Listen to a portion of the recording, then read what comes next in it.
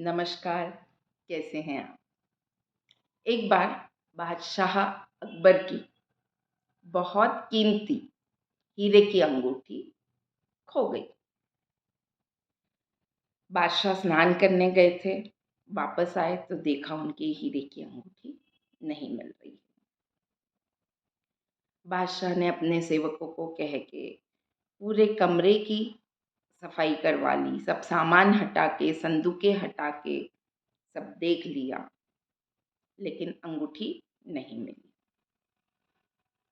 फिर बिरबल को बुलाया गया तो बिरबल ने पूछा कि महाराज, आपने ये अंगूठी आखिरी बार कहाँ रखी थी?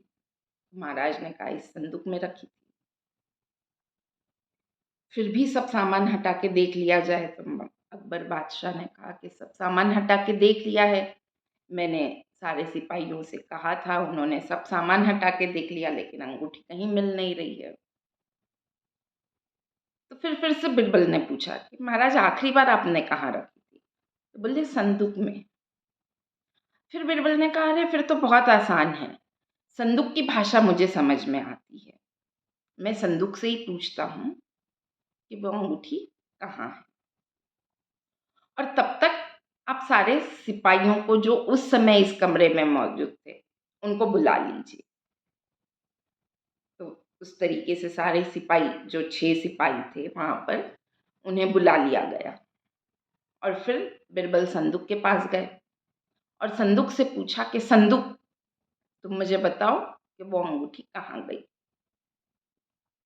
और फिर बिरबल बहुत ध्यान से संदूक के पास कान लगा के खड़े रहे, जैसे संदूक उन्हें कुछ बोल रहा है और वो संदूक की बात समझ रहे हैं।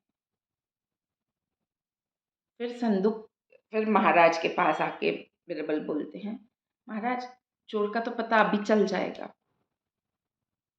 तो महाराज ने कहा, कैसे? तो बोले, संदूक ने मुझे बता दिया कि चोर कौन है। तो सारे सिपाही जो थे वो थोड़े बहुत चक्के थे। फिर बिरबल ने कहा अकबर से कि संदूक ने कहा कि जिसने अंगूठी चुराई है उसकी दाढ़ी में एक तिनका है। और महाराज और बिरबल दोनों ध्यान से सारे सिपाही को देख रहे थे और उनकी बारीक नज़र, पैनी नज़र ने देख लिया कि एक सिपाही सबकी नज़र बचा के अपनी दाढ़ी थोड़ी सी ठीक करने जा रहा है। फिर उसे पकड़ा गया और उसे बहुत कड़काई से जब पूछा गया तो उसने कबूल किया कि अंगूठी उसने चुराई थी। यहाँ से ये कहावत शुरू हुई है, चोर की दाढ़ी में तिनका। इसलिए अक्सर जब कोई व्यक्ति गलत कर लेता है और फिर वो बात चाहे उसके लिए ना भी हो, लेकिन चूंकि वो जानता है कि उसने गलत किया है, तो वो कहीं ना कहीं उस बात में फंस जाता है। जैसे यहाँ पे वो सिपाही, उसने अपनी दाढ़ी को, जैसे कि कहीं तिनका तो नहीं है मेरी दाढ़ी पे, वो देखने के लिए जो हलचल की, उसमें वो फंस गया।